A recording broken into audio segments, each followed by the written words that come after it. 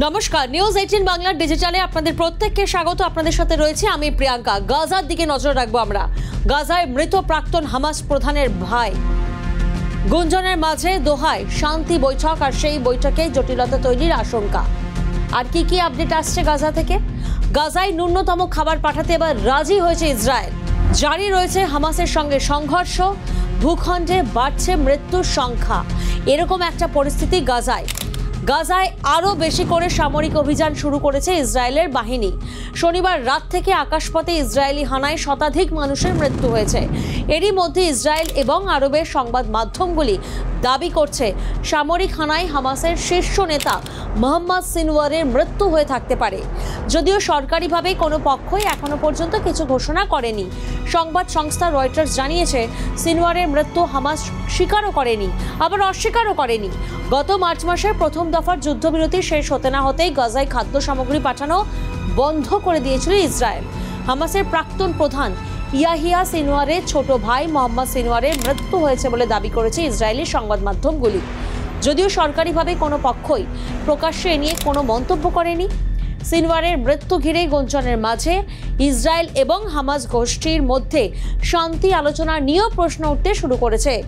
গত শনিবার থেকেই কাতারের রাজধানী দোহায় দুপক্ষের মধ্যে যুদ্ধবিরতি নিয়ে আলোচনা শুরু হয়েছে। তবে সংবাদ সংস্থা রয়টার্স জানিয়েছে সিনওয়ারের মৃত্যু ঘিরে গুঞ্জন দুপক্ষের শান্তি বৈঠককে আরও জটিল করে তুলতে পারে।